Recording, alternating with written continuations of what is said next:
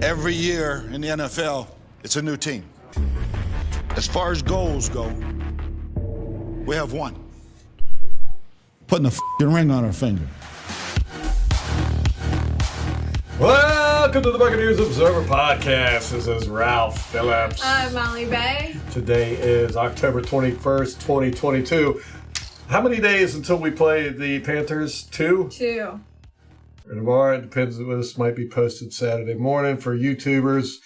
And 2 days for all you audio listeners.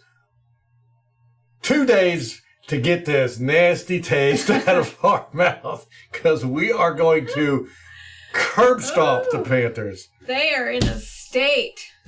Man, I tell you, that Steelers game, oof. Oof. Yeesh. Got the All-22 done on that. We are going to discuss it. We are going to discuss some news, and we're going to talk about the upcoming game against the Panthers. I'm ready to talk about that. Let's skip everything else, all the ugly stuff, and we'll just talk about Molly's been doing Panthers. it for like an hour, doing game notes and stuff. Well, let's get fact checks and follow-ups out of the way. All right, fact check. Molly was wrong.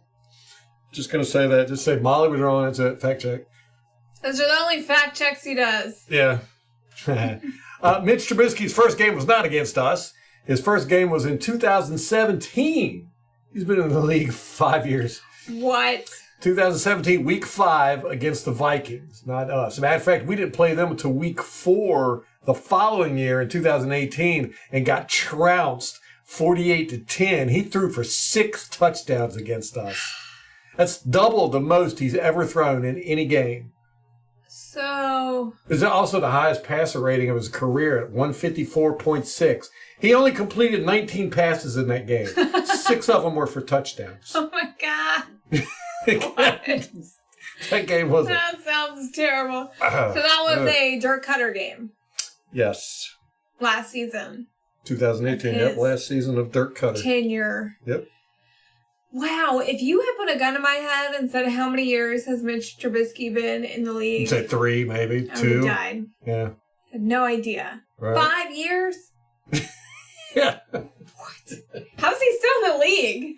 I've said that about a lot of these quarterbacks, man. Who is it? Josh Johnson's still in the league. I know. He's been like 13 years with him.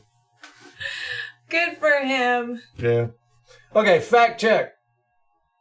I was wrong. Oh, okay. Any player can call a timeout, not just a captain. I thought it had to be a captain or the person with the audio helmet. I thought they were the only ones that could call a timeout.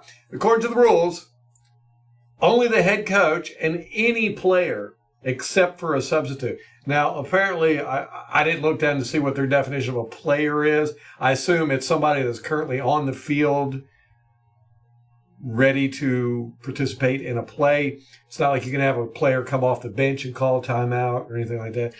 And if a substitute can't call one, right? You know, you figured, but the way it's read, it just says the referee shall suspend play while the ball is dead and declare a charged team timeout upon the request for a timeout by the head coach or any player, not a substitute, to any official. So not even a coordinator. No. That's crazy to me. Yeah. But if an assistant coach does signal for a timeout and it's inadvertently granted, the timeout will stand. Oh. So if the referees screw up and call a timeout because of... Let them call a timeout. Yeah. The team gets punished for that. So how about that mess? How about it? Okay. Okay. Let's talk about this Week 6 Steelers game. Do we have to? Yes. Okay. Yes, I put so much work into this. We got to talk about it. It's been 4. This is the 4th day that I've worked on this, and just it's kind of like consumes me when I do this stuff, the All-22. So it's been on my brain for 4 days. I got a break from it Monday. Not having anything to do, so but anyhow, Tuesday I started working on the All-22, and it was a very, very, very interesting All-22. A lot of stuff in this one, but I know you had like an hour-long video. Hour-long Tiffy video. Longest one I've ever had, I think. You try not to do them that long. I try not to, but just such a time crunch, and I couldn't break it up. I ended up getting one video out that turned out to be like 15 minutes on the 30 longs. But this is a lot of bad stuff. A lot of bad stuff. Not a whole lot of good in this game. A lot of bad stuff. I don't know. Everybody is to blame for this one. We talked about how this was one of those games where you couldn't really pinpoint, who was at fault. Well, this is true. I mean, everybody was at fault in this game. Everybody did crappy. I think the only person that didn't do crappy maybe was Mike Evans. Maybe Fournette. But Mike, I feel like wasn't even really on the field that much. It didn't seem that way, but I mean, he only got 4 receptions, 4 targets. Yeah. I don't know why Brady didn't target him. Matter of fact, he was open a couple times and Brady didn't target. Matter of fact, Mike Evans was open on one play. I've never seen Mike Evans this open before. And he was just kind of standing there, and he was like, what? Why? There's nobody around me. Why didn't you throw it? I mean, there was literally nobody within 10 yards of him. So, I don't know. It was a weird game. Let's go over some things. We'll start off with the O-line first. Yes, O-line played like crap. But they weren't not the reason. I mean, Brady was still able to get the ball out, but he was having communication problems with his receivers. Perriman and Godwin both, he was having troubles with them. They were running the wrong routes or stopping when they were supposed to keep going or curving their routes at the end instead of going straight across. Just small things. And it's way too long for them to be doing that. I mean, it's yeah. They've been in the system too long to be doing that. Right. Yes. They've been with Brady too long to be doing that. Oh, this whole team has been, and it's not just the team, it was the coaches too. Everybody just crapped the bed on this one. Everybody. So anyhow, back to the offensive line. Yeah, they had a horrible day. Godeke, 67, he got beat 7 times. That's a lot. I give an offensive lineman 2, maybe 3 a game. 7's a lot. And almost all of them came from 97 Cameron Hayward. Well, they asked, I think, Byron Leftwich about that. Mm-hmm. And, hey, why did you put Gedeke on Cam Hayward, by himself? Yes. And he was like, yeah, we probably shouldn't have done that. Probably should have got him some help. Who was that, Byron Leftwich? I think it was Byron. Yeah. Yes. Definitely, Hainsey, our center, he fudges to check Mason more often than he should. Mason can handle himself. Mason, I think, had one. I know, right? He's been in the league how many years? Right. What are you doing? Right. He should be. He doesn't need help. Especially when, they've got, and this has happened almost all season long, they're putting their best defensive tackles or nose tackles up against Gedeke because they know he's the weakest link. Mm-hmm. And Shaq Mason Hainsey should be fudging his way. Mm-hmm. If Hainsey doesn't have anything to do, which a lot of times center doesn't have anything to do, they choose who to help. And too many times he helps Mason and not Gedeke. Drives me crazy.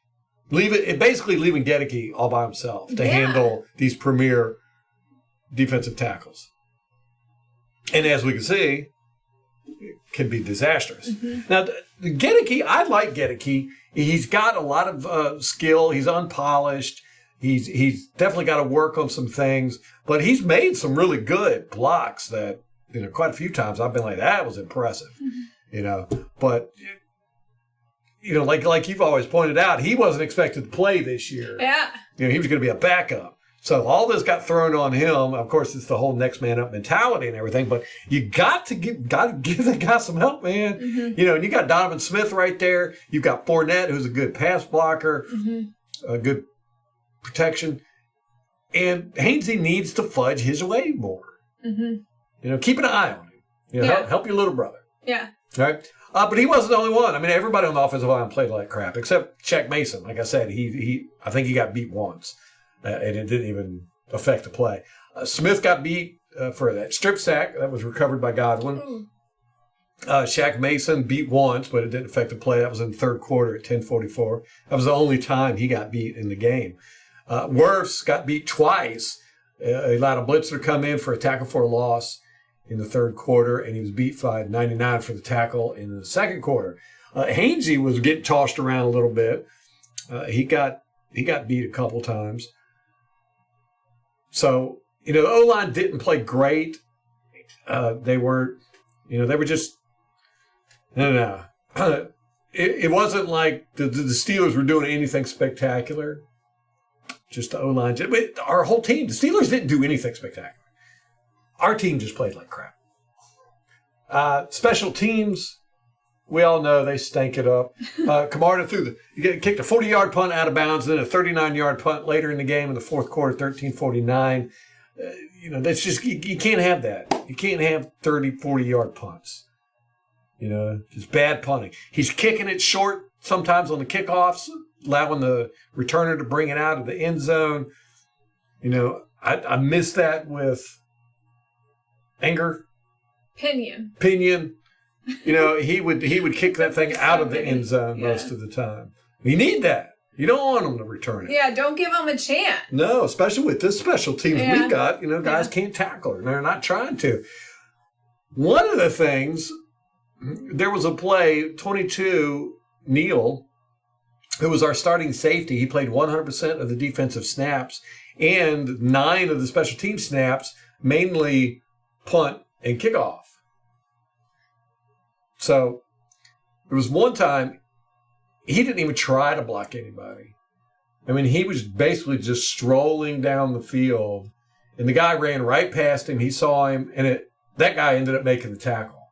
But he had the chance to block 2 guys, didn't even try. I mean, didn't even lift his arms. And this was in the second quarter. It wasn't like this is late in the game and he was tired and all that good stuff. Jamel Dean plays 100% of defensive snaps. He has pretty much all year long. And he plays special teams, too. He does kickoff and punt returns. So, there's no excuse for that mess. Yeah. And Carlton Davis, he's out there on special teams yes, too, that's right. Yeah. And Carlton Davis has played 100% of the snaps. Right. So there's no excuse. You can say, I'm a veteran. I shouldn't be playing special teams and being pissy about it or whatever. Or, I'm too tired. No. You get out there, you play special teams, you play hard. But we just don't have that. We don't have it. And Carlton is one of the guys that we've paid. So, I mean, he's making money. I mean, not a lot, but he just got a contract this year, right? Like a 3-year contract we signed him to. And he's on special teams, so no one's exempt. No one's exempt. You should be proud to play on special teams. And I'm not saying that's what it is. I don't know what the mentality is of these guys, but... Was it just that one play for him, Count O'Neill? One play what? Where he took off? On the special teams? Yeah. Yeah, but I don't really see him doing much on special teams. Yeah. But he had that good tackle the week before on special teams. Okay. He nailed that guy out of bounds. But that's right. So I just don't know, is it habit? Is it that game? Don't know, man. Don't know what was going on here.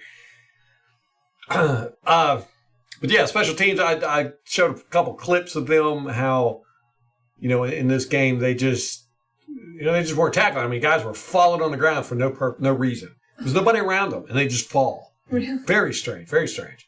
Like they were, pretending. Yeah. Falling. Right. That's how I felt. Flopping, so they didn't have to do anything. Doing the flop. I've seen quite a few videos on Twitter around the league of players, flopping. Really? Yeah. Huh. Yeah. That might have been college. Might have been college flops. College flops? Yeah. Big, offensive linemen getting shoved by, little quarterbacks and stuff. Yeah. Flop. It's weird.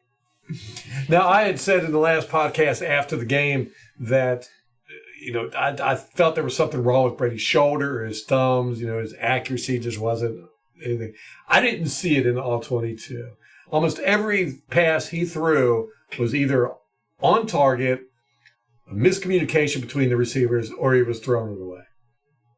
I did not see any bad passes from him. He missed seeing 4 open receivers in this game, which is unusual for him. I don't know what's going on with that. Like I said, there was the Mike Evans where he was wide open. There was Cameron Brate was wide open in the end zone. His defender had fallen down, and Brady didn't see him. There was just too many of those for my liking. I don't know what Brady's mindset was during this game, but I don't think it was very good. Like I said, him and Godwin were not on the same page. There was way too many instances where Godwin would run his route and stop right as Brady was throwing the ball, and Brady was expecting him to keep going. Same thing happened with Perriman.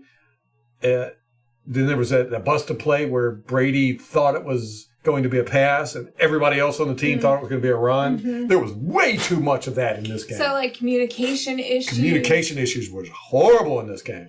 I just don't understand that. I mean, after 3 years, we shouldn't be having these issues. Right, yeah. It's not like we got a bunch of new players. I know.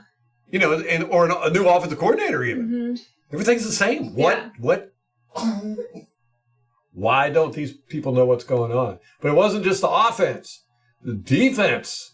Oh, my God. Defense. What is going on? I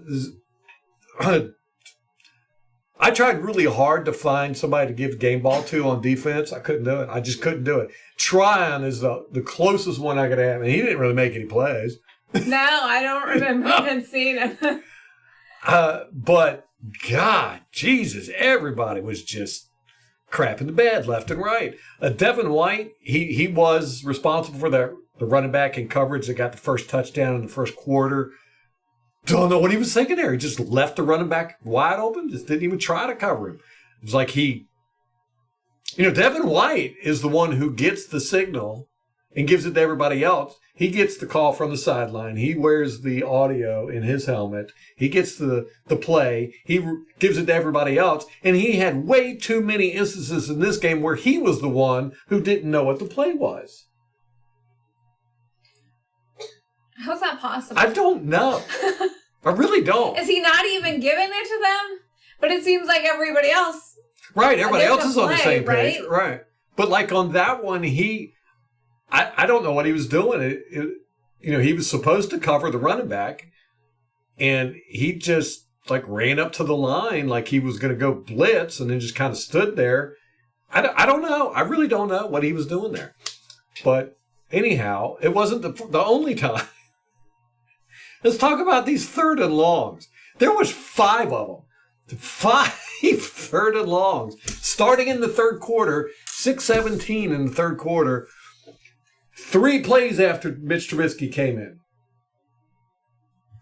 And we just got burned, man. Burned. And it was bad. It's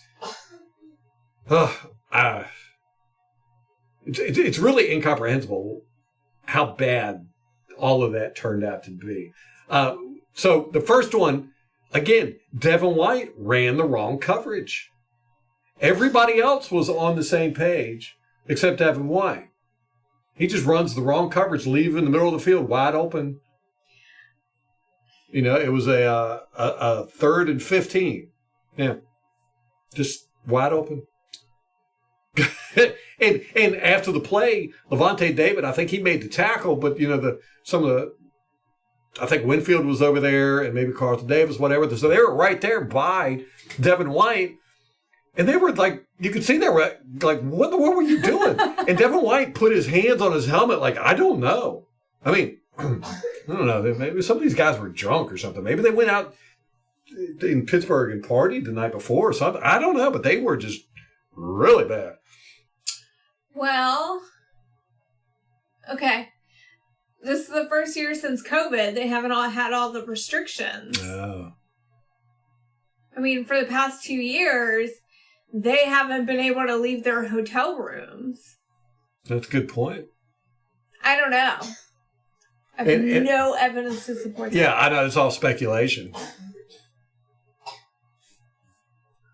But it just seemed like these guys, These guys did not. I don't know. They just were not on point. Anyhow, so Devin White ran the wrong coverage in the first third and long. The second third and long was actually legitimate. It was a great pass, great catch on Carlton Davis, but he was in great coverage. But the thing about that play is, after the play, Carlton Davis tackles the receiver. He gets up, the receiver, and he tosses the ball at Davis. It actually hits Davis. And then he walks over and straddles Davis as Davis is sitting on the ground, despondent. I mean, Davis is really just, you can just tell he reminded me of Travis Kelce during the Super Bowl, where he was just sitting on the floor or sitting on the ground, just despondent. And this guy walks over and straddles him and looks down at him, which is taunting. I mean, you can't throw the ball at people and then straddle them and look down on them. I remember when Devin White got a taunting penalty last year for looking down at a guy after a tackle. So, I think the taunting rules are stupid anyhow, but if you're going to do it, be consistent with it. But that one was a legit one. That was pretty much the only legit one. And then we had another one. This is the one where you had 12 men on the field.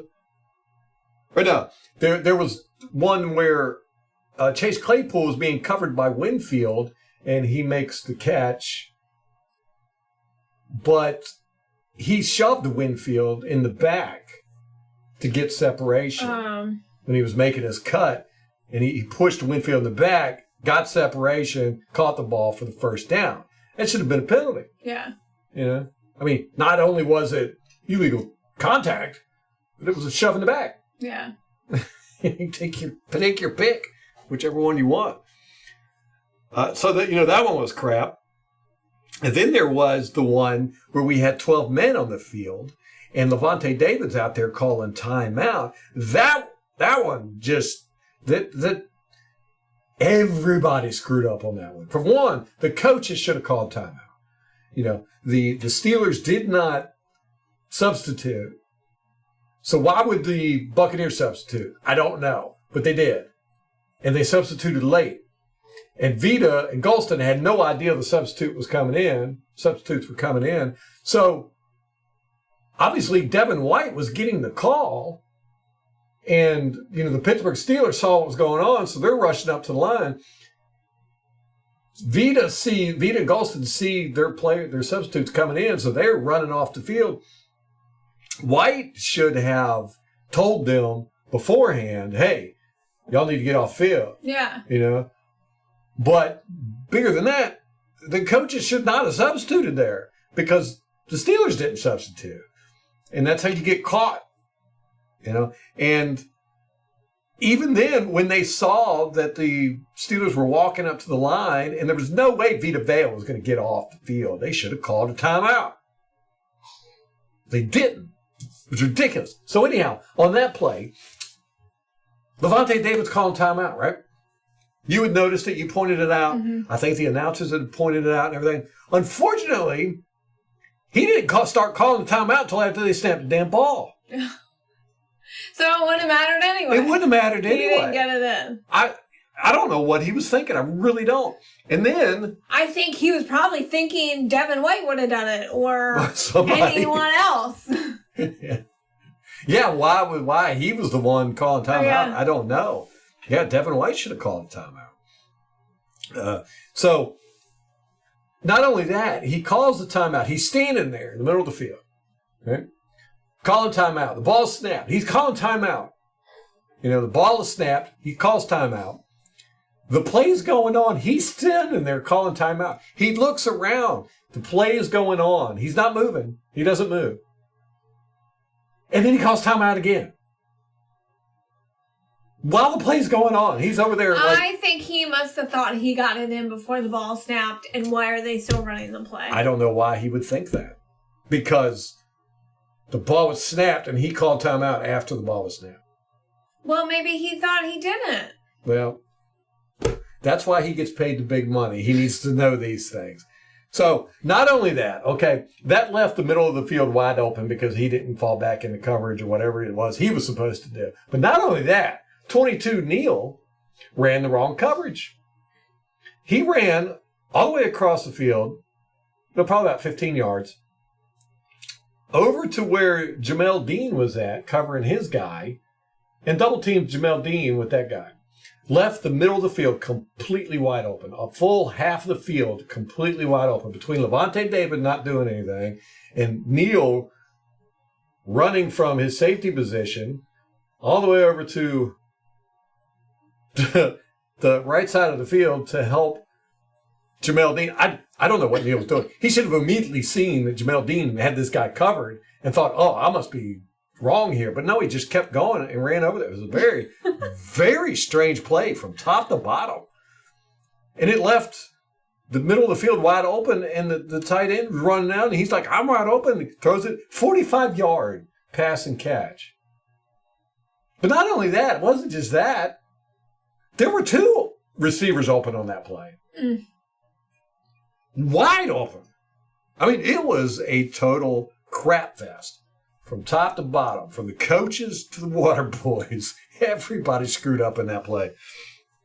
But Levante David ended up making the tackle 45 yards down the field. He did eventually turn around and go, oh, whoops, that guy's got the ball. It was horrible, horrible. Don't know what. There's just way too many plays like that in this game, both on the offense and defense.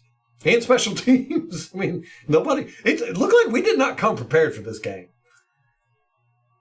So anyhow, yeah, and that tight end that caught the ball, he was their third string tight end. That's how embarrassing that was. Third stringer. Number 83. So then, that's 3rd and 11 with 2 minutes and 15 seconds left. 3rd and 11. We needed to stop. All we needed was to get the ball back. We're only 2 points down. We're only 2 points back. I don't know how this happened on 3rd and 11, but Levante David ended up covering Chase Claypool in man coverage. Their number one wide receiver, Levante David, ends up covering him in man coverage. On purpose? Like that was the design? Or I assume so. I mean, I was just like baffled. Like, what? Who does this? It's kind of like last year in the Kansas City Chiefs game where in the playoffs where we had Winfield covering the Rams covering Cooper Kupp. Mm-hmm. I mean, Winfield's great, but he's not that great. Mm-hmm. You know? And same thing with Levante David. He's great, but he's not that great. Mm-hmm. You don't put him on their best receiver in a 3rd and 11 after they've already made 4 3rd and longs. When you need the stop. When you have to have the stop. You know, and it didn't work out good, as you can tell. It was a horrible pass. But Claypool stopped, and he had to come back for the ball, but he leaned, and he caught it. And Levante David had no idea the ball was there, that the ball was being passed or anything, because he ended up being turned around. He was chasing after Claypool. Claypool had to stop, come back for the pass, and basically reach around David to get it. But David was so worried about getting defensive pass interference that he put his hands up and he stopped. And he let Claypool catch the ball and land inbounds. If he would have just hit Claypool or hit the ball or pushed Claypool out of bounds, something, I don't know. It was just a disaster. It was a disaster. Why is Levante David covering their number one wide receiver? Don't know. But it's even worse than that.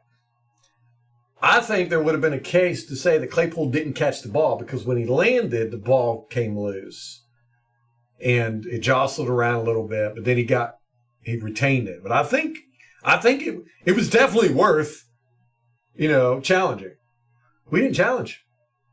Was it inside the 2 minutes, 13 seconds. Okay. The coach had to challenge it. And we didn't. Did we have any timeouts? We had one timeout We had one left. timeout. And did not use it for the rest of the game. Well, I think irrespective of that, like, we know how it turned out now, but in their mind, they may have been like, we don't want to waste the timeout. That would have been the time to do it. They didn't use it on the next play when they could have used it. I mean, it was like they gave up. After that 3rd and 11, it was just like, I feel like Bowles threw his clipboard down, took his headset off, and walked away. It was like, screw it. So, yeah, they didn't challenge it, which they could have. It might not have won, but, that was better than not challenging it and leaving a timeout on the board at the end of the game. When the clock hit 0-0, we still had one timeout left. I don't know, man. I don't know. Just 5 3rd and longs. They only had like 200 and some. How many yards did they have total? It wasn't a lot. No, we had more, I think. Yes, we had more. We had more yards. Oh, it was like marginally more. 270 yards. Okay. And we had 304. Just on those 3rd and longs, that was over half of their yardage, I bet. Just on those 3rd and longs. Because, I mean, they needed what? They needed 30, 40, 43, 53. They needed 70 yards here. In one play, they got 45. So they got 70 yards plus like 45. They got like 120 yards on 3rd and longs. I just don't. I've never seen anything like it. It is flabbergasting. So the big takeaway from that I got was that, besides the communication problem, is that we got completely zero pressure on the quarterbacks on those 3rd down and longs. None, not at all. Trubisky had all day to throw back there. Every single pass he threw was over 3 seconds. One was actually 5.4 seconds. My God. He did scramble out of the pocket there, but he didn't have to. We weren't getting any pressure, but it was still over 3 seconds when he decided to scramble. But we're getting no pressure. No pressure up the middle. None. Zero. Zilch. Nada. Not just on these 3rd and longs. I'm talking about the whole game. It's been like this all season. We're just not getting pressure up the middle. And we talked about this in the offseason, the reason why we drafted Logan Hall and got rid of Sue and brought in Akeem Hicks is because we want more speed up the middle. Yeah, we ain't getting that at all. We ain't getting nothing up the middle. Nothing. I don't even. So, anyhow, that was a big factor in this. Mitch Trubisky had all day long to sit back there, scan the field, throw it to whoever he wanted to. Not for pressure, not once in any of these 3rd and longs. I would say actually not during the whole damn game. But and also on that, going to the complaint about the defensive line there, Vita Vea, I've complained about him all season. He's just not doing anything, and I had such high expectations for him. They've got him running all these stunts and twists, and I remember everybody complaining about Shiano with Gerald McCoy and those guys running all these stunts and twists. They need to start complaining about it now. Because we got Vita Vea, a 360-pound guy, running 20 yards to get around.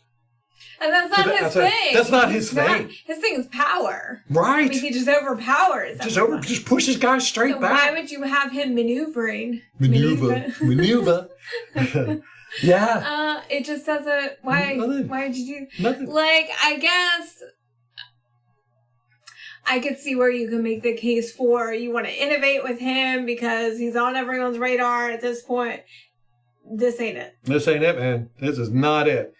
And, he's not the most graceful person in the world. So he's running or into... agile, or like none of that. None of that. No. Strength, power. Strength, power. That's all he's yeah.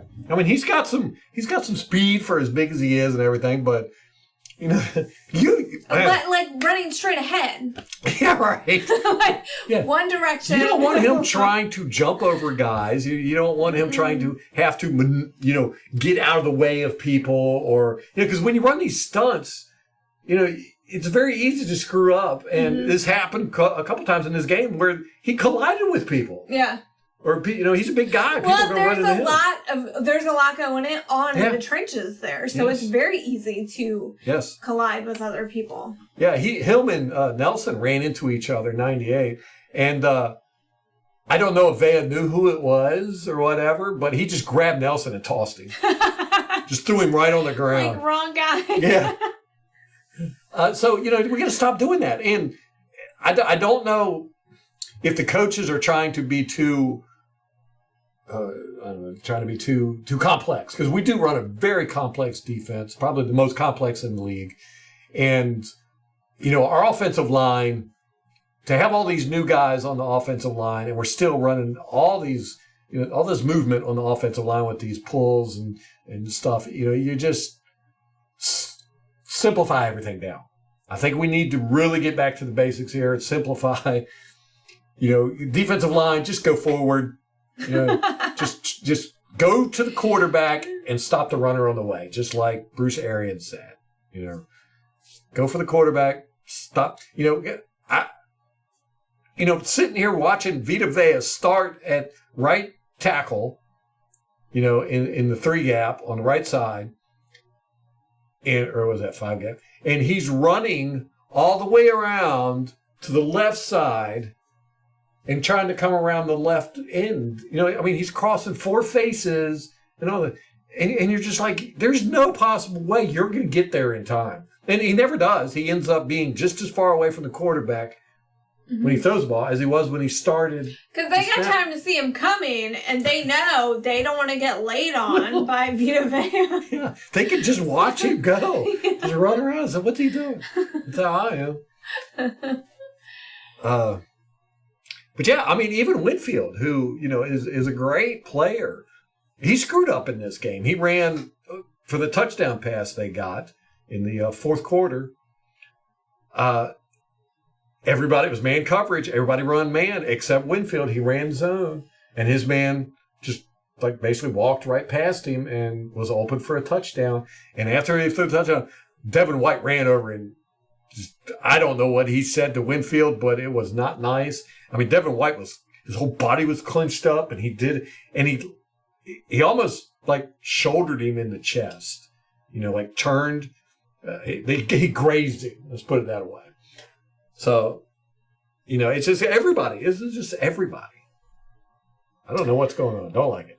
It's weird, too, because Devin White made such a splash at the beginning of the season. Remember, he was NFC Defensive Player of the Month. Remember our defense? He just had crazy stats the first 4 games. Yes, our whole defense did. Yeah. We were killing it. Yeah. Past 2 games, man, we ain't done crap. No turnovers. What we got? We still get sacks. We got 2 sacks in this game. But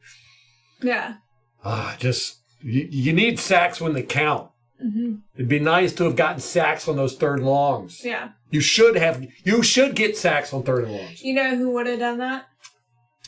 Domicon Sue. Yeah, Sue. Oh. Man, let's go out and spend some money to get him. Bring him back. Well, we replaced him with Akeem Hicks. Akeem Hicks is obviously not going to be back for who knows how long. He's already been ruled out for this week. Him and Julio Jones. Mm-hmm. You're just like, man, what's going on here? So, yeah, penalty-wise, uncalled penalties. I counted 9 uncalled penalties on the Steelers. It's up there a little bit. Not too horrible. Bucs had 2. Mm. We got to stop playing clean or something. I don't know, man. I don't know. So, horrible game. It was very. I just sat there with my mouth open watching this whole all 22. I was just like, what? Just a horrible game. It's much worse than I thought it was going to be. I had a couple of thoughts as we were talking. Ralph and I have been talking for the past week, probably to kind of what is going on with the NFL? Because it's across the board, it's awful. Mm-hmm. The play is terrible. Yeah. What could it be? And so we threw around some ideas. I had another idea The shortened preseason. Oh, yeah, that's a good point. 3 games versus 4. Yep. And the starters mostly aren't playing at all. Whereas when you had a 4-game preseason, you had the starters were playing pretty significant time compared to what they are now. I mean, a lot of teams this preseason did not even play any of their starters at all. Yeah, the Rams didn't. We didn't a whole lot. Yeah, I mean, we had 1 game where we got to see them. I mean, for a chunk of time, right? Like more than a series. Right. So I wonder if that's a good point. Might have something to do with it. Yeah, and then there's the whole, you pointed out that the COVID players have entered the league. A lot of these draftees are just not, they didn't play for 2 years basically. Yeah. Not a whole lot anyhow. Yeah. And then plus you got all the players coming in that have been raised in the CTE era. So tackling is totally different. Nobody's looking to make big hits, or everybody's worried about getting hurt. There was a couple of things that I can't remember. Oh, one of the things, the quarterback play has gotten a lot better. The wide receivers were getting paid big money this offseason. I think quarterbacks are pissed off about it. So quarterbacks are shutting. I don't know how you can say that because Deshaun Watson with his stupid contract, Kyler Murray got a similar contract, Russell Wilson got a contract like that in Denver. Yeah. So, I mean, they were getting ridiculous contracts too. I know, but the wide receivers. Some wide receivers are making $25, $30 million a year. That's just stupid. Yeah, and you got the cornerbacks who are sitting back there going, "Nah, we ain't having this crap." Yeah. Oh, corners. Yeah, cornerbacks. Sorry. It's okay. So you said quarterback. Yeah. So, don't know. It's just bad football all around. But the Buccaneers was in this game. Not to knock the Steelers, but screw them. We lost this game, no doubt about that. And the Steelers didn't do anything special. They wanted to win. And they took advantage of the opportunities we gave them, and we gave them plenty of opportunities. But man, I don't know. This team has got to step it up. That simple. If we don't beat the Panthers, and I'm talking about beat them, not win like we did against the Falcons where it was close. I'm talking about beat them. This is a limping team that these players don't want to be out there. There's nobody trying. They are trying to tank for the season. And if we don't crush them, I'm going to be very, very concerned about this team. I'm serious. Dead serious. I believe it. But I have faith because they are a dumpster fire. Yeah, okay, yeah. But Molly has spent the past hour doing just delving into it. I'm glad to hear that. Okay. So we talked about Rule getting fired. It was Matt Rule, his defensive coordinator, Phil Snow, and then the assistant special teams coach. Assistant, I know. I went and I was like, what? Like, what? An assistant special... Like, why were they mad at that guy? Wait, assistant special teams? Yes. Yeah. That's who that... I know. It's like, they were like, all right, Matt Rule, he's on his way out the door. Phil Snow, he's on his way out. Hey, you two. Yeah. You, get out. We saw y'all hanging out together. Get out of here. Well, he was Matt Rule's guy. That's what it was. The rest of them, weren't they? Yeah, Phil Snow was too. But I mean, everybody else on the team? I mean, didn't Matt Rule pick them? But, yeah, he did. But, like, these two guys came with him from Temple, Baylor, and then Carolina. They're like extreme loyalists. They're like his guys. Yeah. So, I just thought that was funny, though. The assistant special teams coach. Well, that's going to change it. That's going to turn this team around, get rid of that guy. I've been saying they need to get rid of that assistant special teams coach.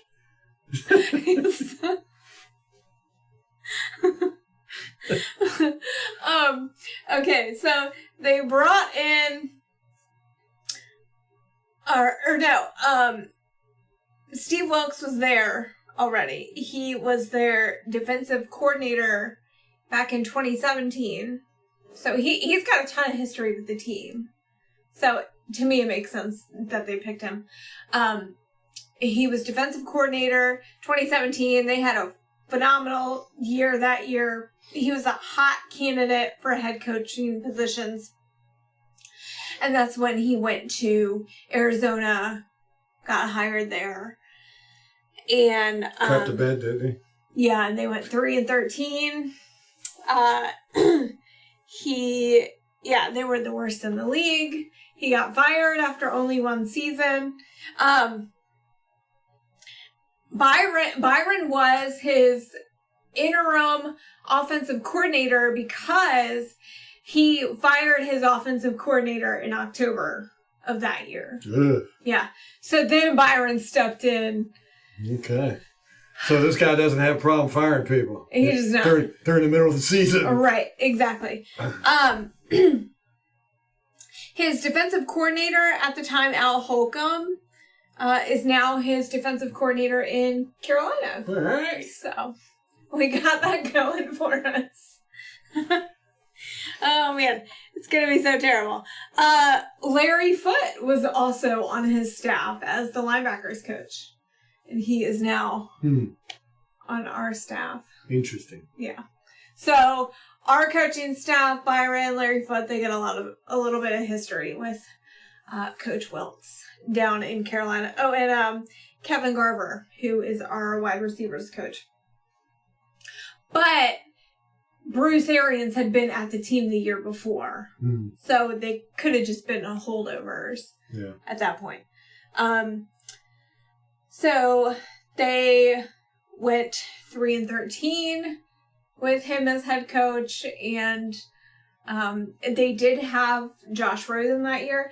I thought Josh Rosen was the first overall pick, but he wasn't. He was their first pick, but he was picked 10th. Oh. I know, isn't that crazy? Because they tanked, Arizona tanked, went 3-13. They got the first overall pick in the 2019 draft. That's when they got Kyler Murray. First overall. Oh. Yeah, I know. Isn't it weird how the history, I know, keeping track of everything. The team currently is 1-5. The only team they've beaten is the Saints. Saints. They suck. They look like crap. Arizona whooped them last night. That was glorious. Carolina has lost to the Giants, Cleveland, the Rams, Arizona, and San Francisco. And soon to be the Buccaneers. Yes. Which is funny. They've already played San Francisco. They just traded Christian McCaffrey there. I know, guys. We don't have to worry about Christian McCaffrey anymore. Their only weapon. Pretty much. Yeah, Robbie Anderson's gone. Christian McCaffrey's gone. Robbie Anderson went to... I don't know if you can call Robbie Anderson a weapon. I know, but... He's compared to everyone else on the team. Right. Who were they starting at quarterback? It's P.J. Walker. P.J. Walker. Because Baker Mayfield and Sam Darnold have dainty little ankles, apparently. Like, they both have ankle injuries. The dainty ankle squad. So, yeah, P.J. Walker. Poor guy. Which he is Matt Rule's guy. That's right. Like, Yeah. Matt Rule likes him. So, at running back, they are doing running back by committee with Chuba Hubbard and Dante Foreman from, he was a free agent from Tennessee that they signed this year. So, Chuba Hubbard, I mean, he's all right. Yeah, he's all right. He's okay. average. Yeah. Maybe a little above average. For Christian McCaffrey, Carolina received a second, a third, and a fourth round pick in the 2023 draft. And then a fifth round pick in 24. Really? Yeah. Damn. Yeah. So they did kind of make out. And that was the 49ers he went to. Yeah. Which they've already faced them. It's weird with the well, I think any team would have taken him. Christian McCaffrey. I don't know that they necessarily had a need. I mean, did they? I don't think so. They got Jeff Wilson, the running back. He's been doing okay. And Debo is like the hybrid Swiss Army knife. They do anything with him.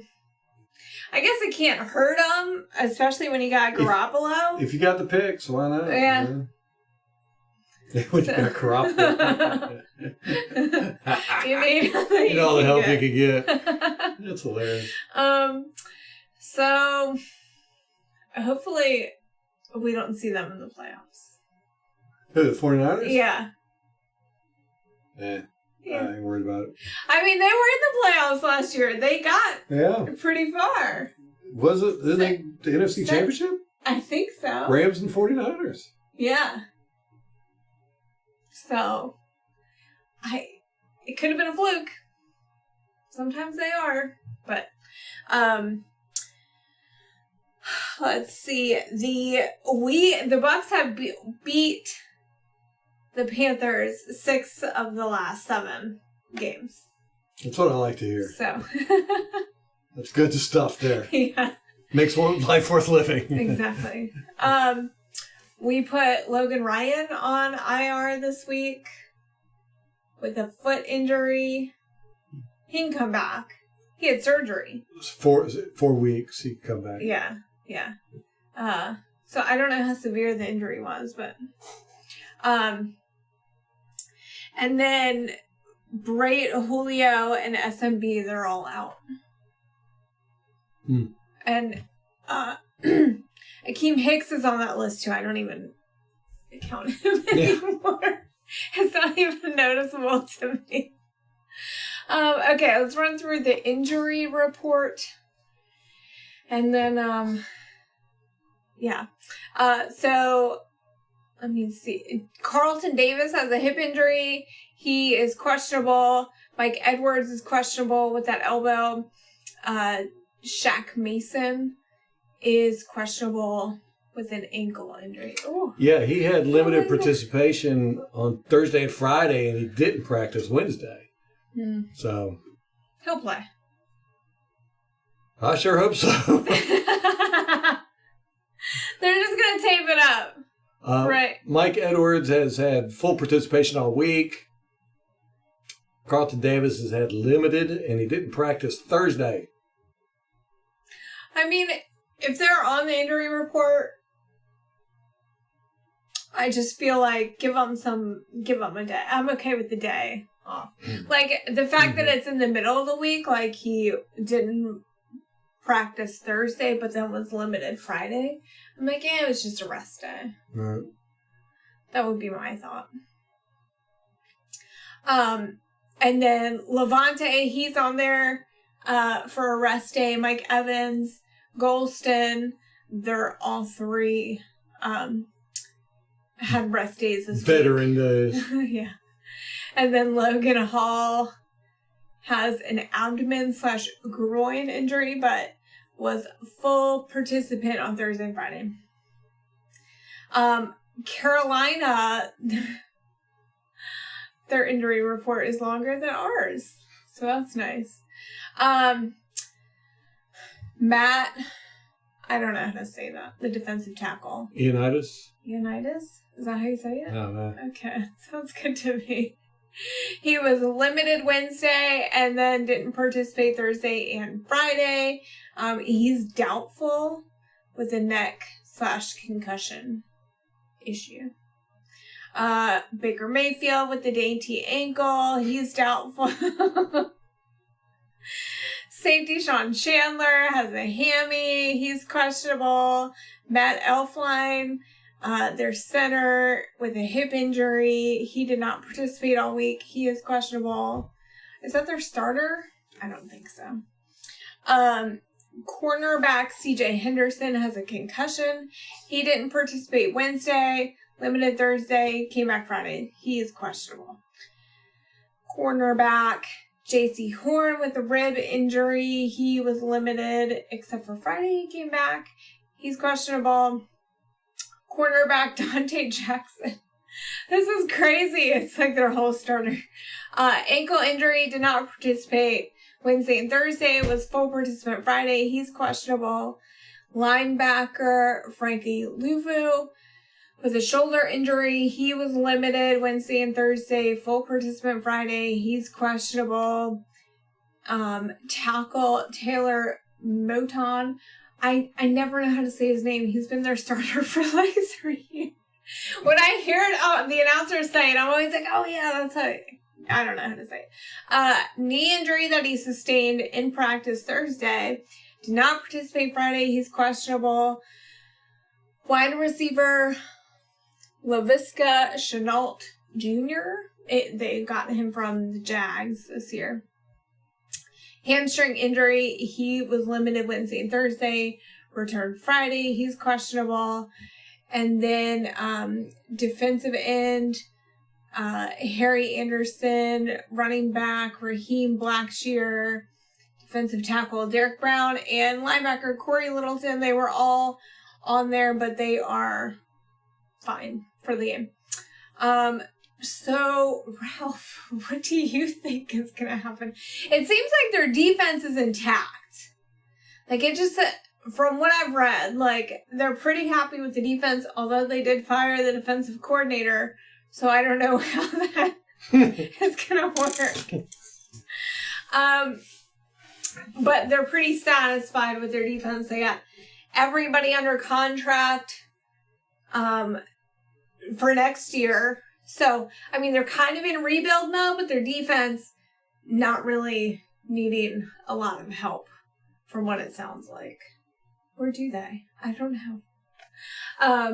The offense, though, is just a mess. Like, what do you... Yeah, I don't know what they're going to do. I really don't. And I imagine the Buccaneers are the same way. They're like, what are they going to do? I don't know. What offense are they going to run? Are they going to try different things? Are they even going to try? Are they just going to run the clock out and hand the ball off to Chuba Hubbard 50 times? But, I mean, because for the last, year, it's been Christian, or I would say 2 or 3 years, Christian McCaffrey has kind of been their offense. When he's there. I mean, he's been injured the past 2 years. Yeah. So I think they're just going to run it. They're going to give. You can't go out there and totally give up and lay down. Yeah. They've still got DJ Moore. I guess he's their stud receiver now. Oh man, it's so glorious! I'm so happy to see all this. I know. And we said this was going to happen, but now that it's here, you're just like, oh, I really wish we were doing better, but I know. We'll get there. I think they're just going to go out there and try not to look like they're completely laying an egg. Yeah. I mean, they're 1-5. Like, they need. Well, I think this coaching staff, what does this coaching staff do? Because they're kind of making a case. I mean, still, Steve Wilks, his legacy is the 3-13 Arizona Cardinals. Right. Do you want to go out like that? Or this is his chance to redeem himself in the league? Maybe he doesn't care. Maybe he doesn't want to be a head coach. Who knows? He's been handed a team. There's no way. You can't do anything with this team. He's part of that Brian Flores lawsuit against the NFL. Yeah. Why would you hire him? I know. So who knows too? It could be. I don't know. Yeah. How much is that going to factor into it? Oh my gosh, it's great, beautiful. Yeah. Okay, so I'm going to give a prediction here. Okay. We've been. You got your sheet. Not too good on our predictions. Especially last week. That was bad. This week, we're going to break 30, man. Too much credit. Where's your sheet? We are going to break 30. I said that last week, and we did not. A horrible game. Yeah, we neither. I know. We haven't broken 30 all season. Not all season, no. I keep saying that this game's a fluke. The Steelers game is a complete fluke. But I don't know. I really honestly don't know. I don't know if this is the new Buccaneers. I mean, there's some pretty glaring issues. Yeah. It seemed like. that communication issues. Yeah, that seems to be the biggest thing. The communication. Brady with the receivers, and then the defense having issues there. I don't know. Yeah. Seems like really bad communication. Yes, and that's a coach. But that's but that's fixable. Right? Yeah, all of this is fixable. We don't have bad players. Yeah. That's the part that's not fixable. Right. Right. So I'm hoping. I mean, we got to beat the Panthers. We got to stomp them. Yeah. We got to make a statement because this. What happened with the Steelers? Everybody's looking at the Buccaneers as, well, y'all are done. Y'all suck. Y'all let the lowly Steelers, who were on a 4-game losing streak, just got their new quarterback. He got taken out of the game, and they still whooped you. With Mitch Trubisky. Again. That guy. 6 touchdowns against us. How is he still in the league? Why is he in the league? I say that about a lot of quarterbacks, but apparently there aren't too many quarterbacks because half these guys should not be in the league. Mm-hmm. Okay, I'm going to say, man, I'm going big. I like how you're picking first this time, so I can't. I'm going big, man. I'm saying 41. Okay. 41-10. And we're going to give those 10 points to them at the end of the game just to make them feel better. I'm going to go 38.